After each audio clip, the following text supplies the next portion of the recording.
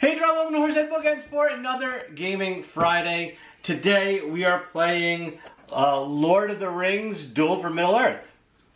So this is sort of like a re-implement. It's built off of the rules for Seven Wonders Duel, and it actually brings in some of the elements from some of the expansions. It's a really awesome adaptation. Still follows most of the same rules. There are some very small variations. But I'm really looking forward to showing Rob how those are. I hate Seven Wonders, and I didn't like Seven Wonders Duel when I played it. We played it together, and I just couldn't, I don't know what it was, I just couldn't get the game. But Mike insists that this is better, and I'm going to believe him. So we're going to set it up and check it out. So I'll go through a couple of the actual big rule changes between Seven Wonders Duel and Lord of the Rings Duel. One is going to be that there's actually a central board now. So when you build landmarks, and that's right, they're not wonders anymore, they are landmarks. Landmarks are going to be putting your fortresses out onto the map in those regions. If either of the players ever has presence in all seven, that's an instant victory. You still have the green victory like you normally would in Seven Wonders, which in this is a racial alliance victory, because you're gaining an alliance with all of the different races of Middle-earth. And lastly, as an adjustment to the military track, it's actually the ring track, the one ring track. So we're going to have the Sauron player has the ring wraiths that are trying to catch up to Sam and Frodo, who are trying to bring the ring to Mount Doom. So if the wraiths catch up to Frodo, they win. If Frodo makes it to Mount Doom first, they win. But the biggest change of all is that if neither of us win by the end of those three, the tiebreaker is the person that has the most presence on the board in territories. Not by the people, but whoever controls the most territories, which is huge, because having to count up those victory points at the end to try and make that tiebreaker sometimes is really kind of a drag. So this, kind of really cool. I really don't remember Duel at all. Alright, so I'm going completely blind. Just tell me how I can exploit the game to win. Alright, there's a few ways. No, really, no, we need space here. Oh, sorry. There's a few ways. So, number one, these are going to be the landmarks. Okay. Landmarks can be built by either player. They're not dealt out to people. That's the biggest change. Okay. And all of them will be in play, because if we build all three of them this round, they get refreshed next round. Okay. If one person builds one, another one will come out. Okay. It will always refresh back up to 3 between each round. Now what's the build cost? The build cost is this in the center. So it costs all of it. You need all of this. All of this. That's a lot. This here is a fortress. Okay. So it costs, your first one's going to cost nothing, and then these things here. Okay. Your second one costs all these plus a coin for each of these you already have on the board. Okay. That's all. The effects at the bottom, this places a tower in Mordor. Mm-hmm. And then you get to take a card from the discard and play it without having to pay for it. Okay. This one, you put a tower and 3 troops in Rohan. Okay. Put a tower in London. Okay. Linden. And then that effect is on the other side of here, which is why I put it out. Oh. It's right here, the Grey Havens.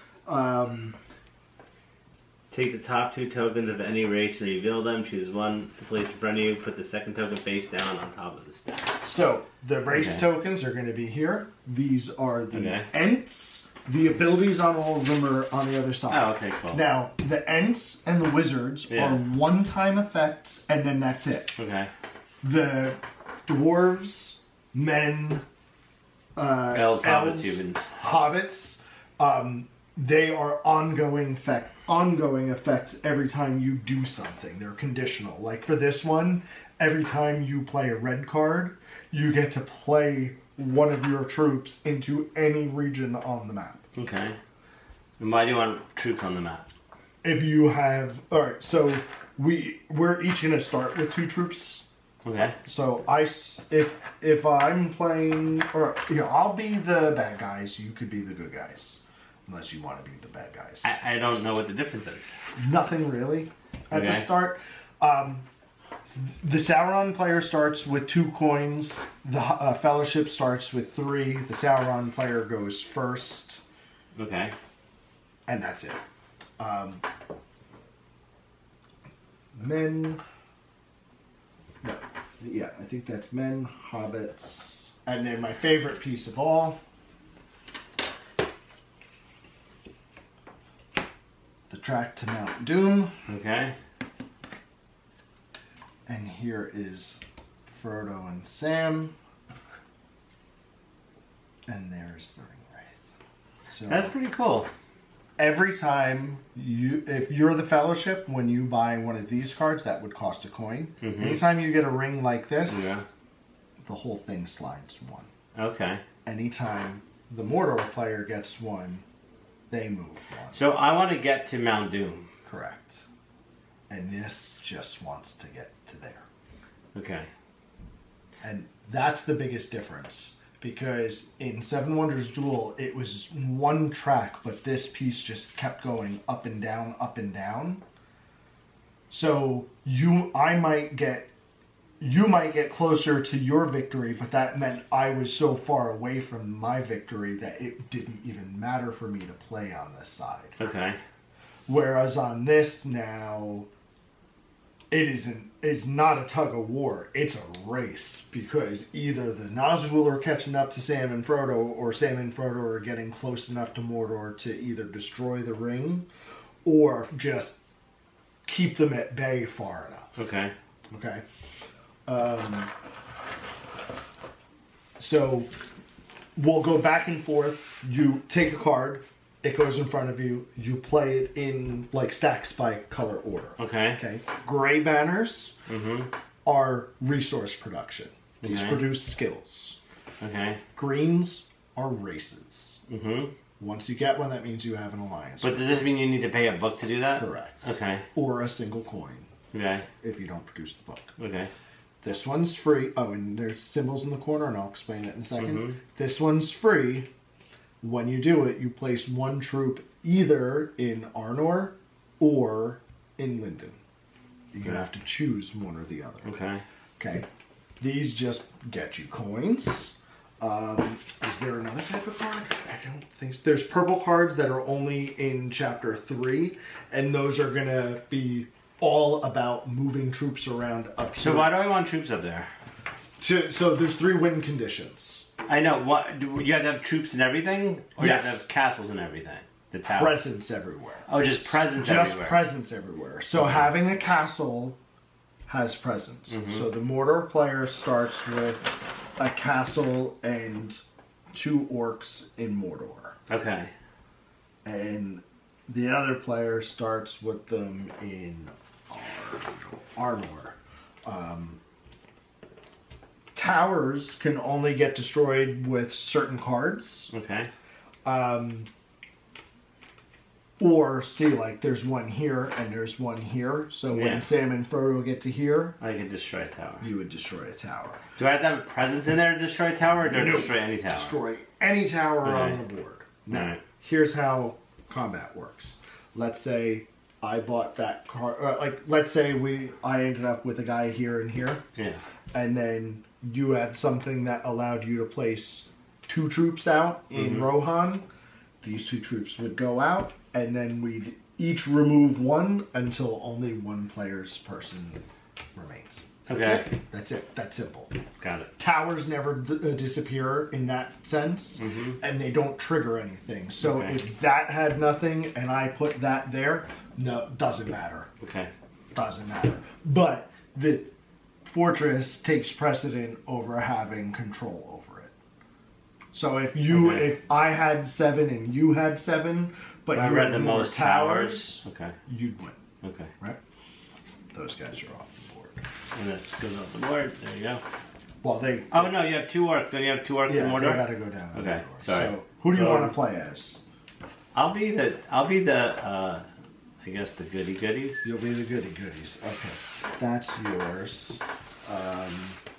Now, do you want to build these things? Yeah, you kind of do. You want to... Yeah, because they help get the towers out, and some of them give you extra turns. Okay. Some of them let you go again. Okay. This is the discard for this era. Okay. There's going to be 3. Do we start with cards? No, because what happens is this. I say, I am going to take the book. So now if you claim this one, this card flips, and then that's available to take. So it's sort of like that tug of war of figuring out when to take things. Let's go ahead and move your... So this moves up now? Boom, perfect. Okay. And once it gets to this, you get a coin. Once you get there, you get to put a person wherever the hell you want. Okay. So that flips, and it's that. No, I'm going to go for the race.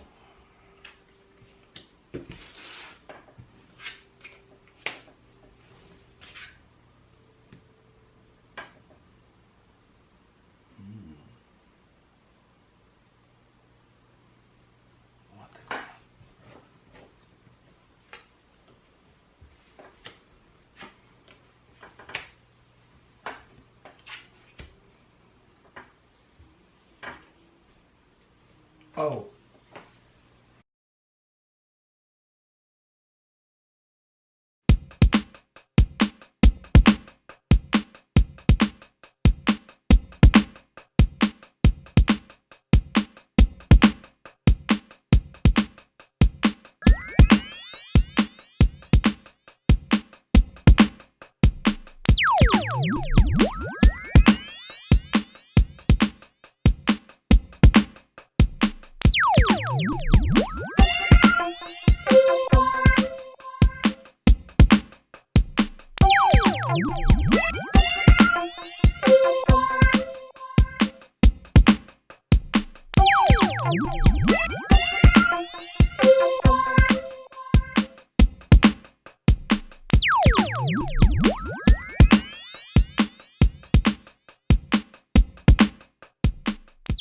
Okay, so that was Lord of the Rings Duel for Middle-earth. I liked it a whole lot. It was a lot of fun. We after we played the first game, which you saw, we quickly set up and played a second game. And for the entire first era, I guess, we weren't talking. It was very much like an intense chess match of, I want this card, I want this card, and I'm not letting Mike get that card, so I'm going to discard that so he could pick this, so he could undo this, so I could get that card. And but not a word was spoken at all. We just took it and we're like... Yeah. That's it. But the game played in like 20-30 minutes each. I really enjoyed it compared to the original Seven Wonders. That was a fantastic play. I totally recommend it. If you like Seven Wonders Duel, but just haven't played it in a while, and if you're a Lord of the Rings fan, I mean, this is right up your alley. This really, really kind of hits that Middle-earth feel, because at first, you might be kind of going for those racial allies and trying to gather troops and trying to, you know, actually get the ring to Mordor, and all of a sudden you're like, oh no, we just need to battle for Middle-earth at this point. Yeah, it's a lot of pivoting, but it's a lot of quick pivoting. Like, once you figure out, like, oh, you know what, I'm not going to be able to do that. I really think I can do it this way. What's on the board? What can I do? What does my opponent have? You can really switch that up pretty quick. So I definitely loved it. I will definitely play it again as a 2-player game, and it was super quick. I thought it was fantastic. Awesome. So if you liked the video, please give it a thumbs up. Also, please don't forget to click on subscribe, ring the notification bell. You get notified whenever we upload a new video. Questions or comments, feel free to post them below, and we'll get back to you as soon as possible. Otherwise, talk to you later.